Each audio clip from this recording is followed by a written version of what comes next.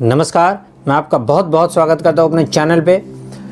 तो आज जैसा कि राशि फल 2021 की श्रृंखला चल रही है, उसी को आगे बढ़ाते हुए आज हम लोग मिथुन राशि के बारे में चर्चा करेंगे। तो मिथुन राशि का कैरियर 2021 में कैसा रहेगा, पहले इस बात को जान लेते हैं। जैसा कि मैंने सारी वीडियो में आप लोगों को बताया है, उसी प्रकार हम लोग कैरियर, पारिवारिक जीवन, वैवाहिक जीवन, आपकी आर्थिक स्थिति, आपके स्वास्थ्य और आपकी शिक्षा की विशेष रूप से विवेचना करते हुए अंततः विशेष रूप से सभी स्थितियों में जो जो दिक्कतें हैं उनके लिए कुछ महा उपाय भी बताएंगे।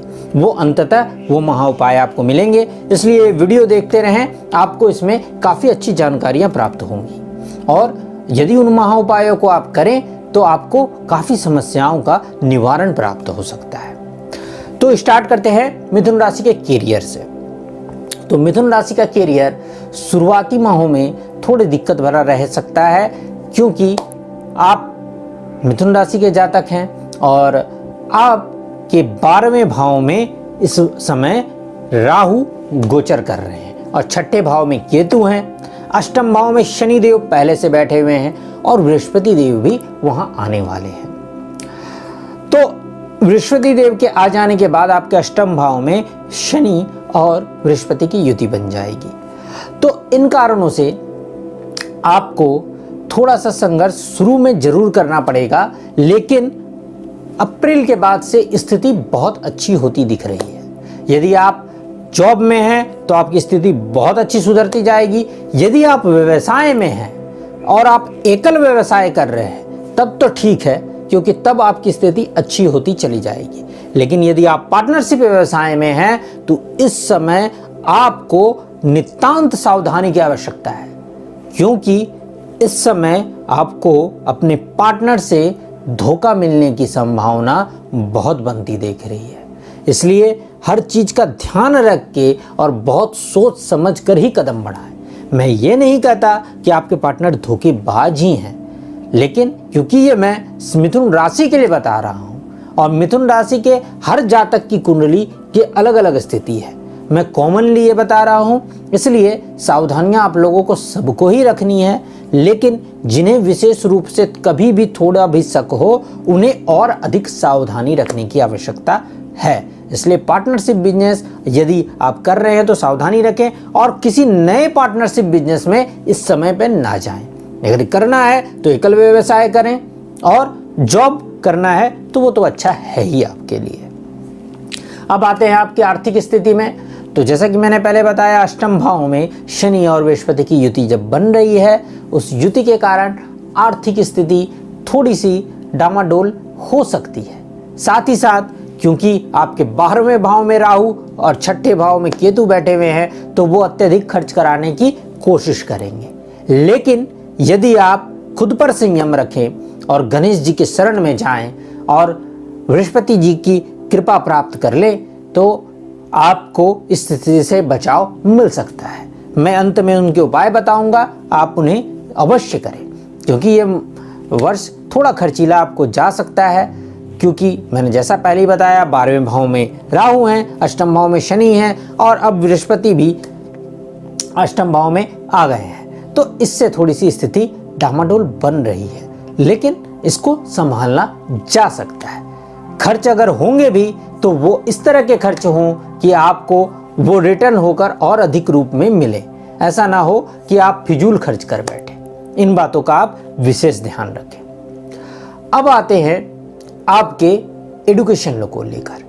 तो यदि एडुकेशन में आप विदेश यात्रा करना चाह रहे हैं या विदेश में जाके पढ़ाई करना चाह रहे हैं, तो उनके लिए बहुत अच्छा, बल्कि बहुत से भी बहुत अच्छा ये समय है। आप वहां जाकर या फिर अपने घर से दूर, अर्थात आप अपने नेटिव प्लेस जहाँ पे भी आप रहते हैं वहाँ से दूर जाकर कहीं पढ़ाई करना चाह रहे हैं, दिल्ली में जाकर तैयारी करना चाह रहे हैं, बेंगलोर में जाकर पढ़ाई करना चाह रहे हैं, उस हिसाब से भी यदि आप करना चाह रहे हैं तो ये समय बहुत अच्छा है।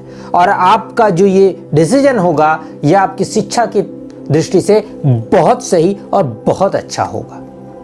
भले ही आपको अपने परिवार से थोड़ा दूर रहना पड़े, सबको होम सिकनेस होता है और थोड़ी दिक्कत लगती है, लेकिन ये फैसला आपके लिए बहुत अच्छा साबित होने वाला है। और केतु जो 6th हाउस में है, तो एक बात याद रखिएगा, आपको कठिन परिश्रम के बाद सफलता मिलेगी, लेकिन वो सफलता काफ़ी स्थिर और काफ़ी लंबे समय तक रहने वाली सफलता प्राप्त होगी।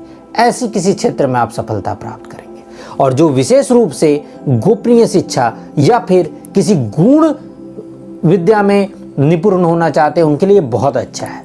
जैसा कि एस्ट्रोलॉजी है, जैसा कि जो एस्ट्रोनॉमी है, अर्थात जो अंतरिक्ष के बारे में रिसर्च करते हैं, या फिर वो जो डॉक्टरी क्षेत्र में अनुसंधान कर रहे हों, या वैज्ञानिक हों, या किसी भी क्षेत्र में विशेष रूप से अनुसंधान, अर्थात जो शिक्षा आम लोग नहीं करते हों, कुछ लोग का ही विशेष इंटरेस्ट उस क्षेत्र में हो और उस क्षेत्र में वो अनुसंधान कर रहे हों, ऐसे लोगों के लिए ये समय बहुत अच्छा है शिक्षा प्राप्त करने के लिए। उन्हें बहुत ही डेप्थ नॉलेज और डेप्थ ज्ञान इस समय प्राप्त होने की योग बन रहे हैं, जो आने वाले और 12-13 महीने तक चलने वाला है।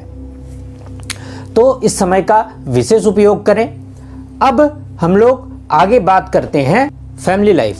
तो फैमिली लाइफ इस वर्ष आप लोगों की ठीक ठाक रहने वाली है। कुछ थोड़े बहुत उतार चढ़ाव को देखकर बाकी फैमिली के साथ संबंध आपके ठीक रहने वाले हैं।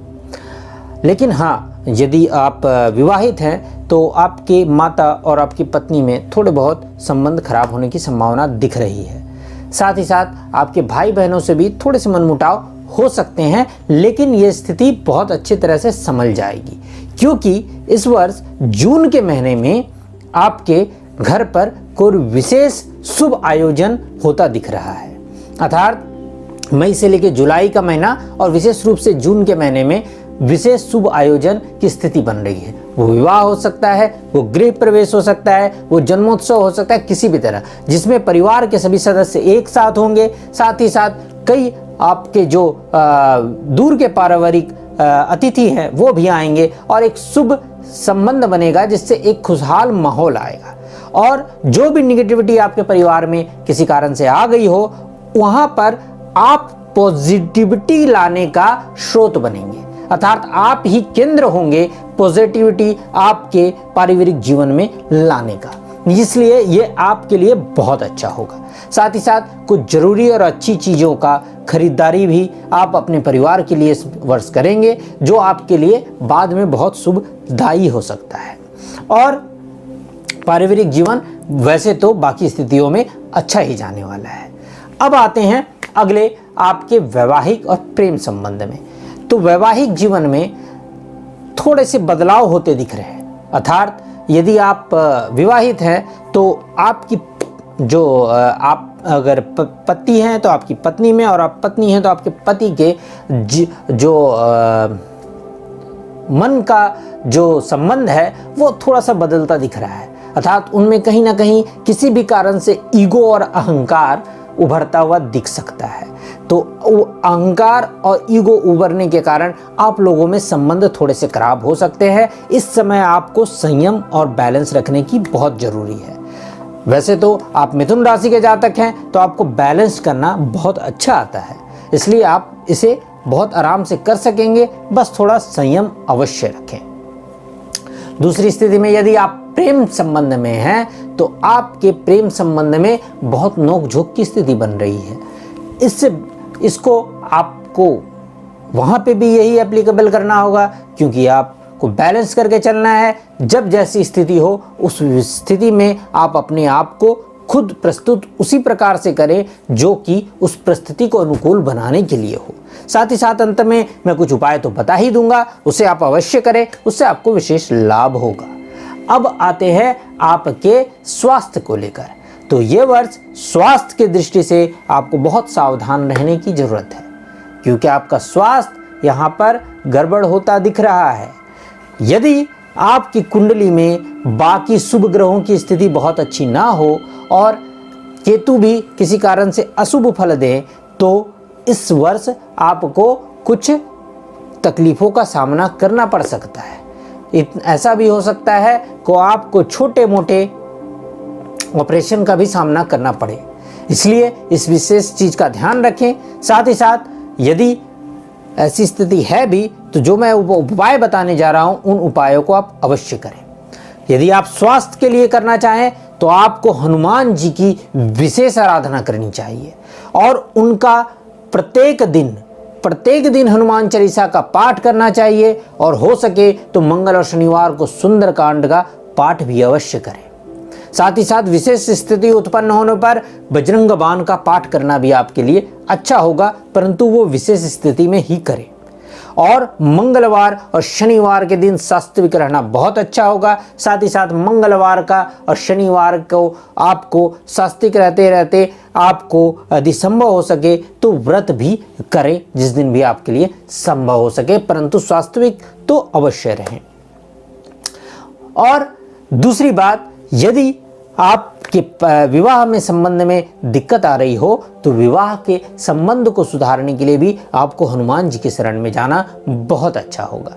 साथ ही साथ किन्नरों को हरी वस्तुओं का दान करना बहुत लाभ होगा आपके लिए। और आपके हर समस्या के समाधान के लिए गणेश जी की विशेष आराधना और प्रत्येक दिन यदि हो सके तो उन्हें ध्रुवा अर्पित करें और विशेष रूप से बुधवार को ध्रुवा अवश्य अर्पित करें और बुध के बीज मंत्र का जाप, साथ ही गणपति बप्पा के मंत्रों का जाप, उनके मूल बीज मंत्र का जाप करें, उनके सहस्त्र नाम का जाप करें। साथ ही उनके कई एक विशेष जो भी मंत्र है मैंने अपने दूसरी वीडियो में दे रखा है, आप वहां भी देख सकते हैं। उनका जाप करना आपके लिए बहुत अच्छा होगा। और यदि आप जाप नहीं कर सकते हैं तो कम से कम उन्हें प्रत्येक दिन ध्रुवा अर्पित करें और विशेष रूप से बुधवार को तो लड्डू का या मोदक का भोग लगाकर ध्रुवा निश्चित रूप से अर्पित करें और उनसे प्रेम भाव से प्रार्थना करें और उनके विशेष रूप से सिर्फ एक मंत्र ओम गण गणपते नमः का ही जाप कर ले, उससे ही गणपति बप्पा आप पर कृपा बरसाएंगे। और अपने कर्मों को शुद्ध रखें और माता की शरण में अर्थात अपनी माता के भी चरण स्पर्श करें। साथ ही साथ माँ दुर्गा, माँ लक्ष्मी और माँ सरस्वती के रूप में भी जब भी विशेष अवसर आए, जैसे चैत्र नवरात्र आता है, अष्टमी का समय आता है या शुक्रवार के दिन यथाशक्ति यथासंभव उनकी पूजा और कुंवारी कन्याओं की सेवा अवश्य करें। ऐसा करने से आपको बहुत शुभ लाभ होगा। तब तक के लिए इस वीडियो में इतना ही। ऐसा करता हूँ आप लोगों का आने वाला वर्ष बहुत अच्छा जाएगा और निश्चित रूप से 2020 से तो बहुत अच्छा जाएगा। तब तक के लिए बस इतना ही। नमस्कार।